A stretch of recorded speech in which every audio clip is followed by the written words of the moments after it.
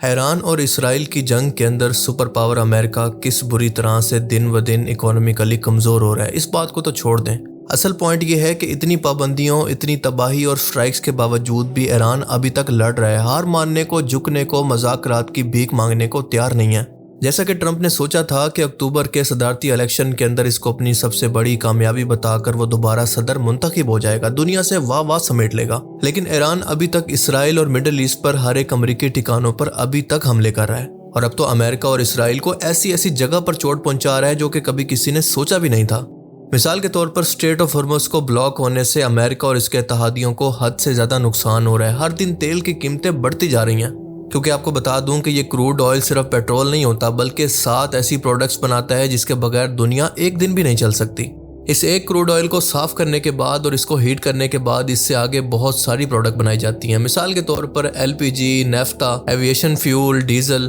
Heavy ship fuel, oil lubricant اور تار کول جو کہ روڈز بنانے کے لیے استعمال ہوتا ہے۔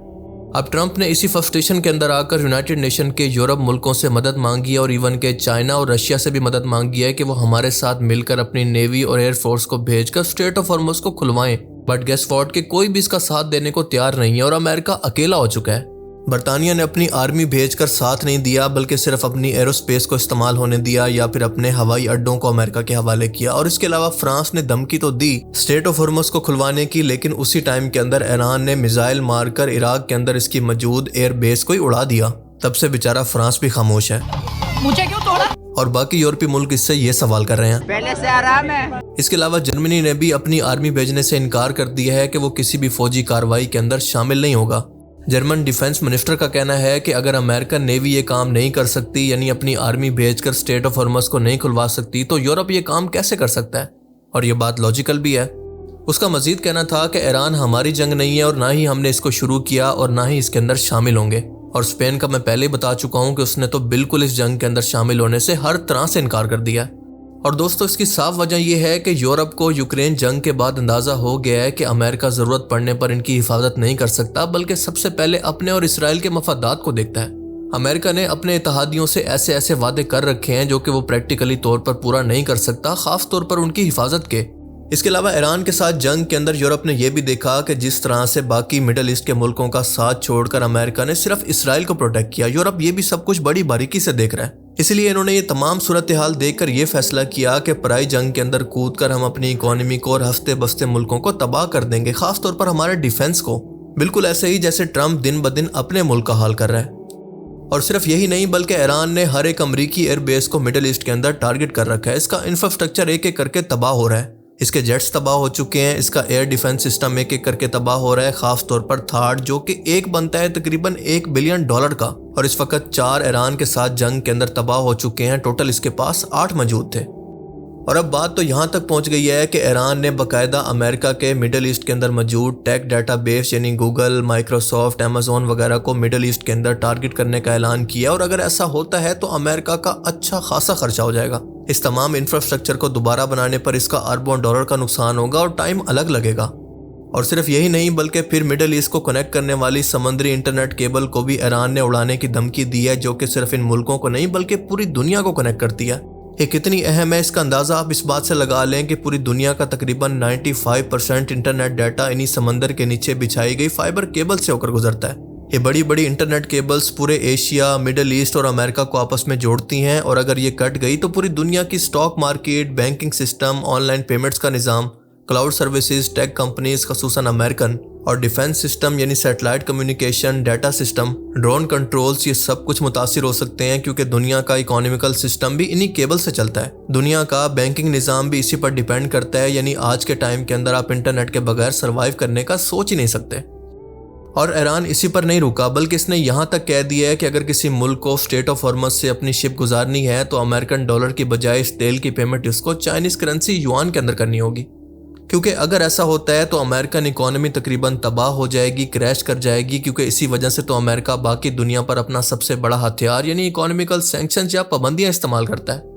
سال 1970 کے اندر مڈل ایسٹ کے عرب ملکوں کو سیکیورٹی کے نام پر اور ان کی حفاظت کی ذمہ داری لینے اور ان کو اسلحہ اور ٹیکنالوجی کا لالچ دے کر وعدہ کرنے کے بعد کہ وہ اس کے بدلے کے اندر اپنے آئل کو امریکن ڈالرز میں بیچیں گے۔ یہ امریکہ کی تاریخ کی سب سے بڑی ڈیل تھی جس نے امریکن ڈالر کو زمین سے آسمان پر پہنچا دیا، کیونکہ جب عرب ملکوں نے اپنے تیل کو امریکن ڈالرز کے اندر بیچنا شروع کیا تو امریکن ڈالر کی ڈیمانڈ بڑھنا شروع ہو گئی، اور یہ دیکھتے ہی دیکھتے دنیا کی سب سے ویلیویبل کرنسی کے طور پر سامنے آئی، اور امریکہ جتنا چاہتا تھا اس کو اپنی مرضی سے چھاپ لیتا بنا سونے کو ریزرو رکھے کے طور پر، کیونکہ وہ جتنا بھی چھاپے امریکن ڈالر کی ڈیمانڈ ہی اتنی ہوتی تھی کہ اس کی ویلیو گرتی نہیں تھی۔ یہی وجہ تھی کہ قرضے میں ہونے کے باوجود بھی وہ اپنی اکانومی کو آج تک چلا رہا ہے۔ یہ ایگریمنٹ ہوا تھا سال 1971 کے اندر، جس کو امریکی صدر رچرڈ نکسن نے کیا تھا، کیونکہ ڈالر کو سونے کے گولڈ سٹینڈرڈ سے اس نے الگ کر دیا، اور یہ ایگریمنٹ اس وقت بہت اہم ہو گیا تھا جب خاص طور پر 1974 کے اندر امریکہ نے سعودی عربیہ کے ساتھ یہ معاہدہ کیا۔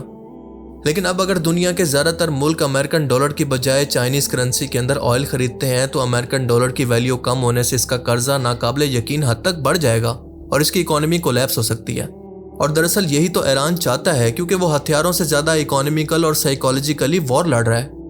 وہ ہر روز اپنے 20,000 سے لے کر 50,000 ڈالر کے ڈرونز کو گرانے کے لیے امریکہ کے 3 ملین کے 2 سے 3 میزائل کو ضائع کروا رہا ہے، اور ہم دیکھ رہے ہیں کہ آہستہ آہستہ امریکہ کی مڈل ایسٹ کے اندر بیسس ختم ہونے سے اس کا اثر پورے مڈل ایسٹ سے آہستہ آہستہ کم ہوتا جا رہا ہے، کیونکہ ظاہر ہے کہ جب حملہ کرنے کے لیے اس کے پاس کوئی بیس ہی موجود نہیں ہوگی تو US ایئر فورس کہاں سے اٹیک کرے گی ایران پر۔ آج کے ٹائم میں اگر آپ تمام صورتحال کا جائزہ لیں تو آپ دیکھیں گے کہ آج ایران نے امریکہ کو ہر جگہ سے گھیر لیا، اس کے پاس نکلنے کا کوئی راستہ نہیں چھوڑا، مطلب ایک ایسا راستہ جس کے اندر وہ اپنی عزت بھی بچا لے کہ ہم نے اپنے ٹارگٹ کو حاصل کر لیا اور ہماری جیت ہو گئی ہے، اور دنیا کو یہ بھی بتا سکے کہ ہم نے نہیں بلکہ ایران نے ہم سے جنگ بندی کے لیے منتیں کی ہیں، ترلے کیے ہیں، اسی وجہ سے ہم اس جنگ کو روک رہے ہیں، کیونکہ پوری دنیا کو پتہ ہے کہ ایران مذاکرات کی بجائے اب بدلہ لینے کے موڈ میں ہے، اور یہ بدلہ کبھی بھی اللہ کی مدد کے بغیر ممکن ہی نہیں تھا کہ سپر پاور کا غرور ہر ایک ٹیکنالوجی اور دنیا کی مضبوط ترین پاورز کے اتحاد کے باوجود بھی اس کا غرور خاک میں مل جائے۔ اور آپ کو سب سے حیرت کی بات بتاؤں کہ ایران نے اس جنگ کے اندر ابھی تک اپنے اصلی ہتھیار اس جنگ کے اندر باہر ہی نہیں نکالے۔ اس وقت تک اس نے اپنے تمام پرانے ڈرونز اور پرانی ٹیکنالوجی کے ڈرونز جو کہ اس نے 1980 کے ٹائم کے اندر بنائے ہوئے تھے میزائلز کو اس جنگ کے اندر استعمال کیا ہے، تاکہ پہلے پرانا سٹاک خالی ہو جائے تو پھر اس کے بعد اگلے کی باری آئے گی جو کہ بہت ہی ایڈوانس ہوگا۔ اور ہم نے دیکھا کہ ان پرانے میزائلوں سے بھی اس طرح سے پریسائز طریقے سے اٹیک کیا گیا ہے کہ امریکہ اور اسرائیل کی ہوا ٹائٹ ہو گئی ہے۔ لیکن اگر اس کے جدید ہتھیاروں کی بات کریں تو فتح 2 دنیا کی سب سے ایڈوانس ہائپرسونک میزائل ہے جو کہ سپیڈ آف ساؤنڈ سے بھی تیزی سے ٹریول کرتا ہے، اور یہ اتنا ایڈوانس ہے کہ ہوا کے اندر ہی اچانک سے اپنا راستہ بدل لیتا ہے اور اس کو آئرن ڈوم بھی نہیں پکڑ سکتا۔ اور ایران نے اس جنگ کے اندر اس میزائل کو ابھی تک استعمال نہیں کیا، کیونکہ اس کا کہنا ہے کہ وہ اس کو تب استعمال کرے گا جب اس کے ڈو اینڈ ڈائی کی صورتحال ہوگی، یعنی سروائیول کی بات ہوگی۔ اور پھر ایران کے پاس خیبر شکن میزائل ہیں جو کہ 2000 کلومیٹر دور تک 1500 کلو نیوکلیر وار ہیڈ کو بھی اپنے ساتھ لے جا سکتے ہیں، اور یہ بلسٹک میزائل ہیں، یعنی اسپیس میں جا کر اس کے بعد نیچے شدت سے زمین پر گرتے ہیں۔ آپ اندازہ کریں کہ ایران نے اپنی کمزوری کو ہی اپنی طاقت بنا لیا ہے، کیونکہ اس کے پاس کوئی بہت طاقتور فورس نہیں ہے تو اس نے اپنے میزائل کو ہی اور ڈرونز کو ہی اپنی طاقت بنا لی اور اپنے ہتھیار بھی خود بناتا ہے۔ اس کے پاس پورے انڈر گراؤنڈ شہر موجود ہیں جہاں پر ایک جگہ سے دوسری جگہ پر ان میزائلوں کو پہنچانا بہت ہی آسان ہے، اور ان میزائلز کو بھی انہی انڈر گراؤنڈ شہروں سے ہی لانچ کیا جاتا ہے، کیونکہ پہاڑوں پر کوئی بنکر بسٹر بوم بھی کوئی اثر نہیں کرتا۔ ان پہاڑوں کے اندر موجود سرنگوں کے ذریعے ان کو فائر کیا جاتا ہے، جس کو امریکن سیٹلائٹ ٹارگٹ ہی نہیں کر سکتی، اور نہ کوئی ایئر سٹرائک ایران کی اس پروڈکشن کو روک سکتی ہے۔ سب سے بڑی بات کہ ایران جتنے ہتھیار خرچ کر رہا ہے اتنے ہی واپسی بنانے کی طاقت بھی رکھتا ہے۔ ان کے چھوٹے چھوٹے سستے ہتھیار بڑے امریکہ کے ایئر ڈیفنس سسٹم کو تباہ کر رہے ہیں۔ اور ابھی ایران نے اپنا سب سے خطرناک میزائل، سب سے خطرناک ہتھیار دنیا کو دکھایا ہے، جس کو کہتے ہیں سجل میزائل۔ اور دوستو یہ میزائل کتنی خطرناک ہے اس کا اندازہ آپ اس بات سے لگا لیں کہ اس میزائل کے اندر سالڈ فیول استعمال ہوتا ہے، یعنی اس کا مطلب یہ ہے کہ اس کے اندر فیول ہمیشہ رہتا ہے اور اس کو فوراً سے لانچ کرنا پاسبل ہے بنا ٹائم گوائے، اور اس کی سپیڈ تو اتنی ہے کہ دشمن کو اس کو ڈیٹیکٹ کرنے کا یا ٹارگٹ کرنے کا ٹائم ہی نہیں ملتا۔ اور اس کے لانچ کے بعد دشمن کے لیے دوسری سب سے بڑی سردردی یہ ہے کہ اس کو ڈیٹیکٹ کرنا پاسبل نہیں ہے، کیونکہ اس پر اینٹی رڈار کوٹنگ موجود ہوتی ہے۔ ویسے ایران نے صحیح کہا تھا کہ جیسے جیسے یہ جنگ آگے بڑھتی جائے گی تو ہم اسرائیل اور امریکہ کو وہ ہتھیار دکھائیں گے جو کہ ان کے وہم و گمان میں بھی نہیں ہوں گے، اور اس کا پریکٹیکل ثبوت ہم اب جا کر دیکھ رہے ہیں۔ صرف یہ ایک میزائل جنگ کی صورتحال کو بالکل بدل سکتی ہے، اور اسے اس جنگ کے اندر پہلی مرتبہ استعمال کیا جا رہا ہے، اور یہ میڈیم رینج کی میزائل 17 سے 18 میٹر لمبی ہے، 24 ٹن وزنی، اور 2000 سے 2500 کلومیٹر رینج والا یہ میزائل پورے کے پورے اسرائیل، سعودی عربیہ، مصر اور ترکی یعنی یورپ تک کو ٹارگٹ کر سکتا ہے۔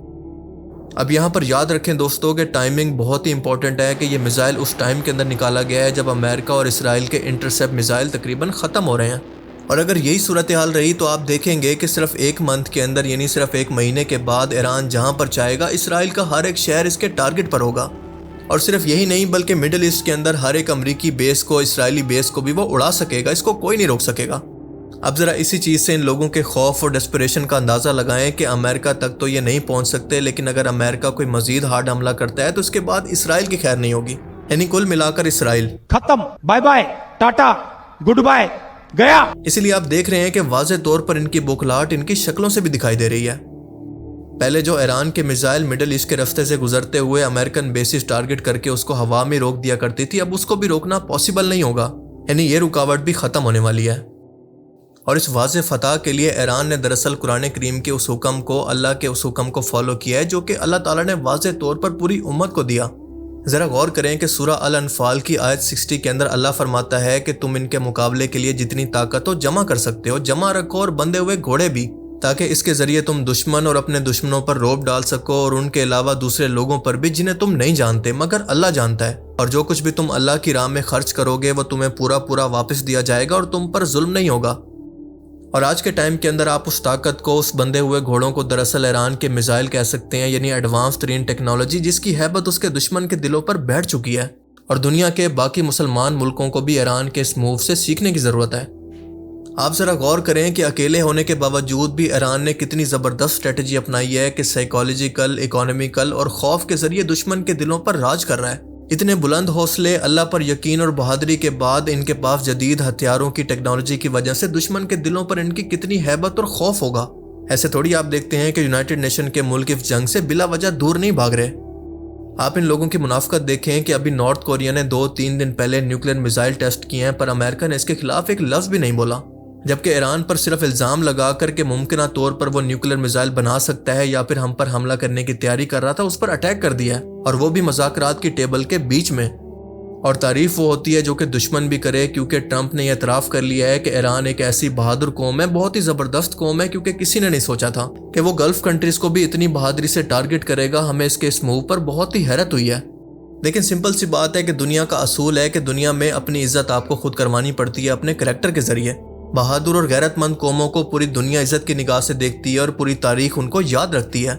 اب یہاں پر مجھے عمران خان کی ایک بات یاد آتی ہے جنہوں نے کہا تھا کہ امریکہ کی ایک نیچر ہے کہ جو بھی ملک ان کی چاپلوسی کرتا ہے، دب جاتا ہے، ان کے نیچے لگ جاتا ہے، تو اس کو یہ مزید دباتے ہیں، اتنا زیادہ دباتے ہیں کہ اس کی سیلف ریسپیکٹ تک ختم ہو جائے. لیکن اگر کوئی غیرت مند قوم، کوئی غیرت مند لیڈر ان کے سامنے ڈٹ جائے، ان کو ایبسولوٹلی ناٹ بول دے، تو یہ غصہ ہونے کی بجائے اس کی غیرت کی عزت کرتے ہیں. یعنی دنیا میں آپ کو اپنی عزت خود کروانا پڑتی ہے، جو کہ جھک کر نہیں، چاپلوسی کر نہیں، بلکہ سر اٹھا کر برابری میں کھڑے ہو کر ہمیشہ پوری دنیا کرتی ہے. اور بالکل یہی بات آج پریکٹیکلی طور پر ایران نے ثابت کیا ہے.